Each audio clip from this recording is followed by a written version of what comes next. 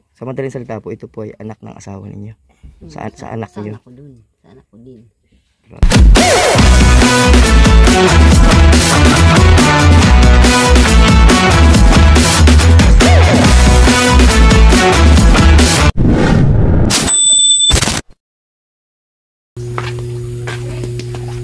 Yun mga kalingap, welcome back to my YouTube channel, Kalingap Norman. Ngayong araw po gagawa tayo ng katinuan. Pero siyempre, wag magsimula, pasalamat po tayo sa Panginoon dahil nandito tayo ngayon, nakatayo at nagkakalat ng tulong. Ito po yung first time natin mag charity works kasi natin hirap tayo makahanap ng scout. So meron tayong kakalala na nagturo sa atin ng scout. Dito na po yun, sa paanan to ng bundok.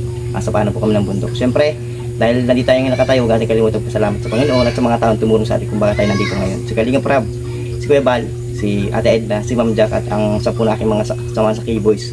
At kung sino po yung naka-escort po sa akin na si Super Mac, ay huwag po natin kalimutan supportahan. Yun, tara po, punta natin sila, dalawin natin. So yun guys, nandito na po tayo, naglalakad-lakad na po tayo dito. Narinig ko may nagsasalita ang mga tao. So ito po yung bahay nila. Nagpunta na po kami dito nung nakaraan, kaso ay ngayon po ay natuloy na. Sama natin si Sam. Hey guys. Magtao po ka. Tao po. Tao po. Tao po. Sabi ni Kuya, sa damit pa lang daw po sa bahay, alam mo na kung sino nakatira. Ayun. Tao po. So pwede rin nakasama yung kapitbahay nila, no?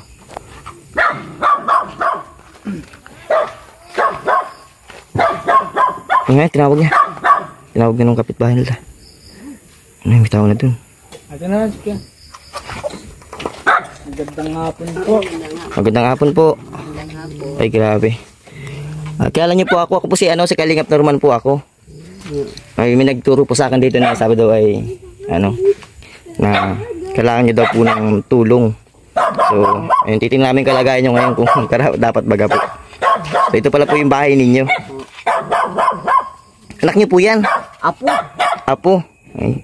Wala po kayong upuan na maupuan niyo? Hindi, tayo na lang. Matayo ka na lang po. Buti kaya niyo pa po. Ay, gantong bata nito ah. Hello. Ilan po kayo nakatira dito sa bahay niyo? 4 kami. Kamusta naman po kayo dito? Kung para paano ang buhay. Ano pong hanap buhay dito sa inyong lugar ninyo? Wala. Wala. Paano nabubuhay po? Yung anak ko nagtatrabaho. Tatrabaho sa Diyan sa Paraabat Balani. lalaki po? Babae. Babae. Ilan po kayo nakatira dito sa bahay na to? 4. 4? Mga malalaki na? Ayun isang grade 6 to. Grade 6? Yung batang yung isa. Hindi na nagpasok. Ayun Ay, may isang bata po na di nagpapasok. Oo, ayun Masan po? Doon sa kusina nagsasaing. Bakit po hindi nagpasok? Wala nang paparal? Wala. Grabe, kawawa naman. Isa lang ang kayang pag-aralin kaya hindi na po napag-aralan. No? Grabe yung bahay nyo. Trapal. Trapal ang bahay. Trapal ang bahay ninyo. Ito po. Ay, doon yan sa kabilang bahay. Ay, sa kabilang bahay yan. Ako din yan. Pero lagi din yan dito. Siyempre karate ko, ayan. So ito po ay anak nyo rin. Yung isa Ayun, apo ko yun. Apo, ito. Apo ko din yan. Apo nyo din po ito. Pero ito ay medyo may yung may ang iisip. Ay. Kaya. Ilan taon ka na to, Toy? 14 po. Ilan? 14. 14 ka na? Ano ba't ang liit mo? Ang liit niya, 14 na siya. 6 sana yan ngayon. So ito po ay anak nyo. Mga apo ko yan. Mga apo nyo. Tapos ito po ay Apo din. may nakwento ka sa akin, sabi daw ay anak daw po ito ng asawa nyo rin. Totoo po yun? Ay grabe Totoo pala po yun. Kwento nung nagturo sa akin dito. Grabe. Ang bait nyo po dahil sa kabila po ng mga nangyari, na asayo pa rin pala yan. Wala namang yung kasalanan. Yung amang may kasalanan yung asawa ko. Tama ka po. Grabe, napapabilib nyo po ako sa mga sinasabi ninyo. Kasi sa ibang tao po, kapag ganyan, natakwil. Ay, hindi ko inano dahil wala naman yung kasalanan. Tama po. Sa madaling salita po, ito po ay anak ng asawa ninyo. Sa anak Sa niyo. anak ko dun. Sa anak ko din. Grabe. So, nasa na po pala yung asawa niyo ngayon? Ako kulong. Pinakulong niyo. Grabe po ang kwento ng buhay ninyo. Nasaan na po yung nanay niyo? Nasa Prakali. Tatrabaho din? May asawa na. Bali nasa inyo siya. Tapos, Ayaw niyang tanggapin dahil may mga anak siyang babae. Siyempre, maiisip na yung yung nangyari. Nangyari. Trauma ano po? Naintindihan ko po. kaya inasa akin. Bait niyo po. Ang galing niyo po nga po at ano. Sa kabila ng nangyari ay hindi niyo pinabayaan. Matanda na kayo, tas Malay mo kung paglaki niya makatulong pa rin bagay yan. Diba? ang galing niyo po. Ano. Kaso, sa kakulangan niyo rin po ngayon, wala naman nagsusuporta sa inyo. No? Walang ano. Yun lang anak kong bunso ang nagtatrabaho. May asawa na rin. Wala. Wala. Yun lang nagsusuporta sa inyo dito. Ano trabaho naman po nun? Nasa tindera kay baga Valenzuela. Balani. Gagastusin lang rin ang kinikita nun. 6,000. A month. Mm. May grabe. Pagod. Tapos may nag-aaral, kakain pa kayo. Sa kanya pa. Gastusin. Talagang di talaga kaya makapag-aral. Nitong isa ano po. Ikaw Totoy. Kung gusto mo mag-aaral, mag-aaral ka pa? Anong grade mo na nung natigil ka? Grade 6 na yan pag Nagbalik po. pagpasok. Pagpasok ngayon, halimbawa nagpasok ngayon, grade 6 yan. Grade 6 siya, 14 years old. Gusto mo pa mag-aaral sana? Magbusis ka. Magsalta ka. Ang kilala niya mama ako. Ikaw na po nagtayong mama. Ay, ang galing ano. Grabe. Nasa paanan po sila nakatira ng bundok. Ito po yung kanilang bahay. Punong-puno na ng Sampay. damit ng bata. Ilan po kayong katira dito? 4. 4? Dalawang? Apo. Tapos, dito ito din natuloy o kaya dito yun na. Di pang 5 na yan. Grabe. Ito po yung bahay nila. Oh. Libutin muna natin. Okay lang po magkano. Ay! Hey! Lupa. Ang side po nila dito, lupa. Yun na po, lupa na talaga. Literal. 2 di pa lang yung laking bahay niyo po, nanay ah. may iksi ang nakatira. May iksi nakatira. Pagpasok dyan, labas na agad. So yun po yung pinto nila. 2 di pa po yata. Hindi kaya tatayo ni nanay. 2 di pa. Labas na. Saan ito na ilutuan nila. Nanay yun. Ano ito? Ay, ito na yung kwarto nila. Yan, higa namin. Kaya mo. Siksikan na po kayo dito. Ayun, may mga tulugan pa, pagpapag. Ay, grabe. Pinasok na po natin yung bahay nila. Parang nakikita ko yung bahay ni DJ Franz dito na may bubong. Kung may bubong yung bahay ni DJ Franz po, ganito po. Yung bahay ni DJ Franz po na nasira. Gantong-ganto rin po yung bahay nila nanay. Simpleng pamumuhay sa paanan ng bundok. Grabe po. Ang sipag pala ito ni batang ito, no? Oo. Nagsasaing. Ay, nag-inikan mo na dyan. Pag uwi niya, ganyan na, sasaing na yan. Ano pong pinagagawa niya batang yan habang hindi naman siya nag-aaral? Ayun, minsan naglilinis, nangangahoy. Ayun. Nag-iisip ka naman na. Masipag pala itong batang ito. Ano? Tingnan natin po si ano. Ang likot natin, ang sikip po ay. Dahil pati lang alaga. Oh. Daling aso. Nay, may tatanong pa po pala ako. Gano'n na po, tagal po nakakulong yung asawa niyo po. Ano, parang 14 years old. For 18 years, 18 taon na. 18? ka. Kasi yung bunso ko, Hindi ka lang po. Kung 18 years old na po, 18, tapos ito ay 14 pa lang, ibig sabihin, nalaman nyo ilang taon na po ang nakalipas? Siya? So ilang taon po yung anak nyo na nung mga panahon na yun? grade 6, graduate ng grade 6. Ay grabe, matagal na pala ano. Tagal na. Tapos Kasi yung bunso ko yung nagtatrabaho ng 19 anyos ngayon. 4 na taon siya. Doon ngayon na ibig sabihin, nung nalaman nyo po yun, ilang taon na ang nangyayari? Oo. Grabe ano. Kasi katrabaho ako noon. Basta kawawalan din baga. Yung tulong ako ang pala naman, yung pagtulong ko. Ganun ang nangyayari na. Grabe ang mundo. Ano? Grabe ang nangyari sa mundo. Tapos simula na ikaw na po ang sariling taguyod mo sa mga anak mo na maliliit. Ilan po ang anak niyo lahat? 6 yan. Grabe. Ay, balikan ulit natin itong bata dito. Magsasaing. So ito po pala yung bata. Hindi ka dito. Ano? Nasaan? Oh, nasaan yung sinasaing mo? Saing ka na? Masipag ka palang bata. Ayan. Nagigib ka palang tubig. Nainit pa yung tubig. Pag umaga, nagising na maaga. O sa umaga sa Siguro hali. nakikipagtalukan ka rin. Lahat yan ang gumagawa ng pagluluto.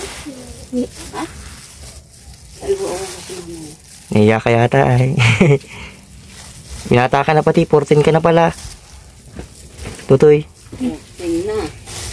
Ngayon 18. Ano ulam nyo? Magsasaing ka na. Wala pa. Wala pang ulam? Anong gusto mo ulam? Ano yan? Birthday na ngayong 18. December 18 po ito? Ma-birthday ka na pala. Adi 15 ka na. Gusto mo pa mag-aral? Anong grade mo na? Grade 1 plus 1? 2 plus 1? Oh, marunong pala ito na eh. Grade 6 ka na nga pala, no? Marunong man yan. Alam mo isulat ang pangalan mo? Layo pati ng eskwelahan dito sa inyo. Nilalakad mo lang. Saan ka natulog dito? Dito po. Ah, dito naman pala sa nanay natulog. Tapos 3 kayo sa kabila. Dalawa kami da. Isa yung dito, yung isa. Ah, so dito yung isa, Dito yung isa. doon yung isa, dito yung dalawa. Ay, grabe. Na. Sikip dito sa lugar nila. Ang init. Ano gusto mo ulam dito eh? Ha? Chicken? Ha? Kailan ka uli nakakain ng baboy? Hindi pala po ito para sa lika. Para ibig. Ay, hindi ito para imik. Gwapo pating bata ay, oh. Si Daw Mingzu. Nakabangs ka to, ah. Yung isa niyo pong anak na, ano naman, nauwi naman po dito. Tuwing, O pag walang pasok yung mga anak niya, may 3 din yung anak na ay. May pamilya na din yan. Puro 2 babae, 1 lalaki ang anak. yung bunso. Yung ano. Tapos, siya pang nag-aano sa inyo dito. Paano pong style ng pangkonsumo ninyo sa isang linggo? Kunwari, nabili na kayo ng bigas, ganun? Oo, 5 kilo. Pang isang linggo na yun. Pag 1 linggo na yung pinagkakasya, no? Yung ulam, damo-damo na lang. Oo. Siyempre, pag mahirap, baga po tayo ay. May pambiling isda nabili. Pag may pambiling karne nabili, kahit kalahati, 1/4. Oo. Sa mahal ng bili na, no? Malayo pati yun sa inyo. Dahil. Sa panan na po kasi sila ng bundok. Yan po, bundok na yan dyan. Pag ano mo dyan sa kabilang yan, aahong ka na po dyan. Bundok na. Panan po ng bundok ito.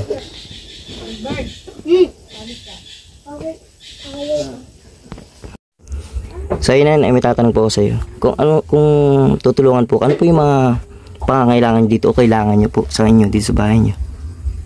Kailangan namin mapasimento, halimbawa ito.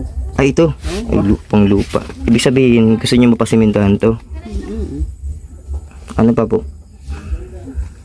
Yung kailangan sa ano, kulang sa bubong. Ay, trapal nga pala yung ano ninyo, ano? Ano pa po? Siyempre, pagkain ano po? Kain. Pang konsumo. Pang araw-araw. Sana yung mga tayo ng sponsor po, ano na. Saka may isa pang bata dyan na dapat wag-aralin pala yan. Ang dami nyo palang suliranin sa buhay. Wala naman pong may sakit sa pamilya, no? Wala naman. Yan ang pinakang ano pong ano. Ano. Wala lang Medyo naghihirap-hirap. Wala lang may diferensya.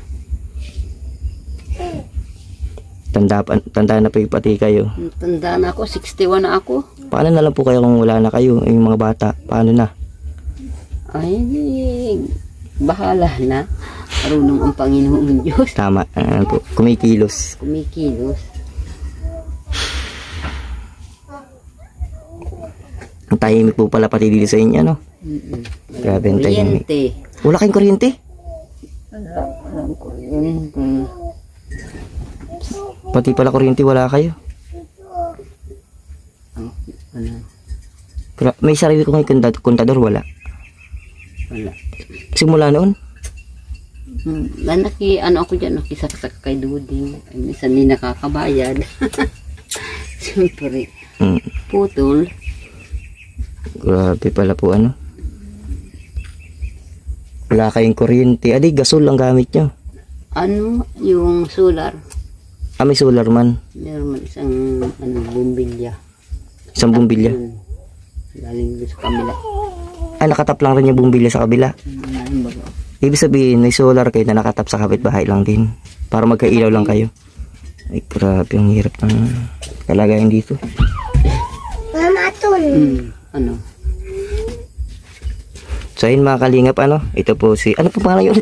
Corazon. Si Nanay Corazon at si... Nasaan na yung bata? Tawagin po natin yung bata. Gilbert! Gilbert! Halika. So yun ay, magpasensyahan nyo po muna ang ating at maliit pa po ang ating channel. Alam nyo naman Hayaan nyo po at pag nakahanap po tayo ng sponsor po ay yan lang po muna ngayon. At pagbalik ko po, hayaan nyo po at pag may nakuha na po tayo ng sponsor ay Maraming salamat. maraming salamat daw po. Yun. Sa mga kalingap, sa mga nais po magpatid ng tulong kay Nanay Corazon at kay paring Gilbert ay pwede po kayo i-PM nyo po sa aking Facebook page, Kalingap Norman, at official Facebook page po, Norman Tukdokos. Yun. Kailangan po lang ng tulong. At ito pong batang ito ay di pa nakakain ng karne. Ayun, asaya siya. Baka karaning tao. Ciao. Ayun guys, maraming salamat po sa inyo. Pagpalain tayo ng Panginoon. God bless. Bye-bye na, Totoy. Bye-bye. Bye-bye po. Bye-bye.